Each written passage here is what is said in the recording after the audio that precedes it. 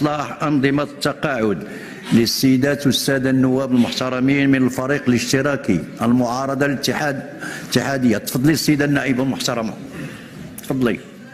الرئيس السيدة الوزيرة عن إصلاح صناديق التقاعد والجدول الزمني لجلسات الحوار الاجتماعي نسائلكم. جواب السيدة الوزيرة. شكرا السيدة النائبة. حان الوقت والجدول الزمنيه هي ان شاء الله ابتداء من شهر يناير تجي الحكومه بواحد العرض اولي لاصلاح التقاعد. اليوم اللي تكلمنا عليه في الجولات السابقه ديال الحوار الاجتماعي هما نقولوا الاسس ديال هذا الاصلاح، القطبين العام والخاص، تحسين الحكامه وغيرها. كان عندنا واحد الجدوله كذلك في الحوار الاجتماعي اللي تكلمنا على نقولوا قانون الاضراب، مشكورين تم المصادقه عليه في مجلسكم الموقر. اذا هذا التزام مره اخرى امامكم باش نجيو من هنا الحوار الاجتماعي المقبل نكونوا تقدمنا في نقولوا هذا العرض اللي غتجي به الحكومه في اصلاح انظمه التقاعد. تعقيب السيده النائبه المحترمه. نتمنى هذه المره توفيوا بالوعود ديالكم اللي وزارة الاقتصاد والمالية تؤكد أن الحكومة ستقدم عرضا أوليا حول إصلاح أنظمة التقاعد خلال هذا الشهر. وللتعليق معنا الأستاذ علي الغنبوري رئيس مركز الاستشعار الاقتصادي والاجتماعي. وخلال هذا الشهر ستقدم الحكومة عرضا أوليا عن إصلاح أنظمة التقاعد، هذا ما كشفت عنه نادية فتاح وزيرة الاقتصاد والمالية بمجلس النواب، مضيفة أن هذا الإصلاح سيرتكز على إحداث قطبين عام وخاص وتحديد آليات الانتقال إلى منظومة جديدة مع الحفاظ على الحقوق والمكتسبات، بالإضافة إلى تحسين الحكامة وهي الأسس التي تم الاتفاق عليها في إطار الحوار الاجتماعي، تقول الوزيرة. نتابع. ان شاء الله ابتداء من شهر يناير تجي الحكومه بواحد العرض اولي لاصلاح التقاعد. اليوم اللي تكلمنا عليه في الجولات السابقه ديال الحوار الاجتماعي هما نقولوا الاسس ديال هذا الاصلاح، القطبين العام والخاص. فيما يخص نقولوا الاحتياطات ديال الصناديق راه غترجعوا نقولوا التقريرات كل صندوق ما مخبيين حتى حاجه، حنا في الشفافيه. اللي نقول لكم هو ان هذا الحوار الاجتماعي اللي عطانا نقولوا زياده في نقولوا في الاجور، مكننا لان الكتله ديال الاجور ارتفعت، مكننا باش نربحوا واحد سنتين او 3 سنوات. والاراده ديال الحكومه ما بغيناش نكتفيو، قدينا نجيو نقولوا في 2022 راه حطينا 2 مليار درهم في لا سي ام ار، واليوم زدنا من كتله الاجور وربحنا سنتين ولا 3 سنوات، ولكن ما نخليوش على عاتقنا ان ما نتعاملوش معكم ومع المجتمع بأسره باش نتكلموا على نقولوا هذا الاصلاح. وللمزيد ينضم الينا مباشره من الرباط الاستاذ علي الغنبوري رئيس مركز الاستشعار الاقتصادي والاجتماعي. اهلا ومرحبا بك.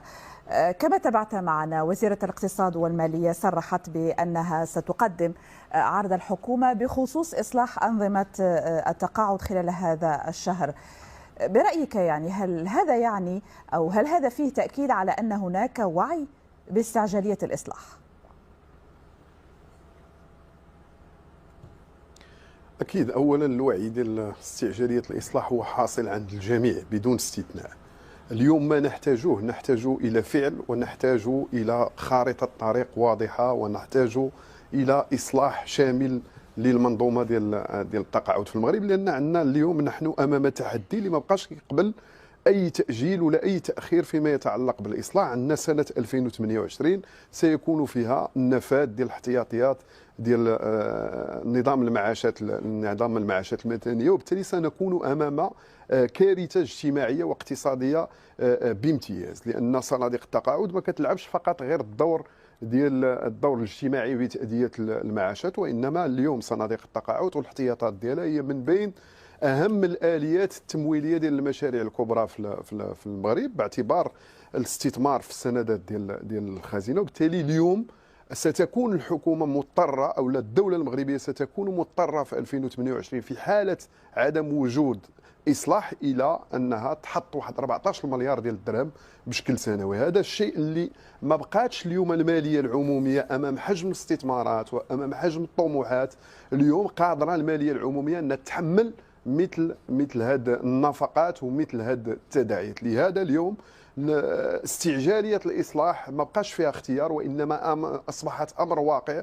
لهذا اليوم تيتخص انه سواء الحكومه سواء الفاعلين او المتدخلين كلهم في ملف ديال التقاعد، تيتخص انهم اليوم يوقع واحد الاتفاق حقيقي فيما يتعلق باصلاح شامل المنظومه ديال التقاعد اللي تجنبنا الاسوأ في سنه 2028. يعني في تفاصيل الإصلاح هناك الحديث طبعا عن رفع سن التقاعد، وهو ما تم يعني الإجماع يعني حوله بين الحكومة والفرقاء الاجتماعيين.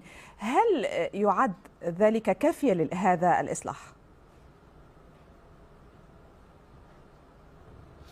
اكيد ان الحكومه في العرض الاولي ديالها هذه واحد السنتين تقريبا كانت جابت واحد التصور نوعا ما حول الاصلاح اللي فيه واحد 3 ديال المرتكزات: الزياده في سن التقاعد يوصل ل 65 سنه، وكذلك الزياده في المبلغ ديال الاشتراكات، ونقصوا من المبلغ ديال المعاشات او القيمه ديال المعاشات. بالتالي الى تاملنا بشكل جيد في هذه المقترحات تتبان بان الجهه الوحيده اللي غتحمل التبعات او لا التمويل ديال هذا الاصلاح هما فقط العاملين.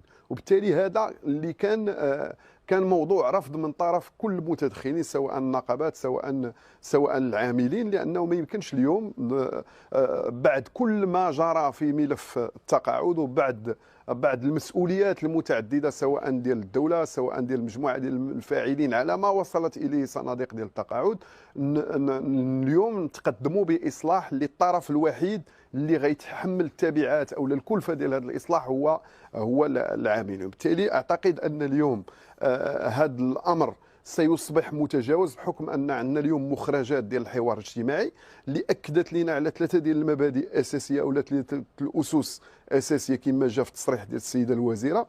هو اولا الحفاظ على الحقوق المكتسبه، لان هذا مهم، لان في التصور السابق كان ما غتبقاش حتى الحقوق المكتسبه، هذا مهم جدا. كاينه مساله الحكمه، ومساله كذلك الثالثه هي النظام ديال القطبين. بالتالي اعتقد انه اليوم بدات كتبلور قناعه اخرى ديال اتجاه نحو التوافق بشكل كبير على واحد الاصلاح اللي يكون فيه الجميع يتحمل مسؤوليته، سواء العاملين سواء الدوله سواء أرباب العمل، لأن هذا هو ما نحتاجه اليوم.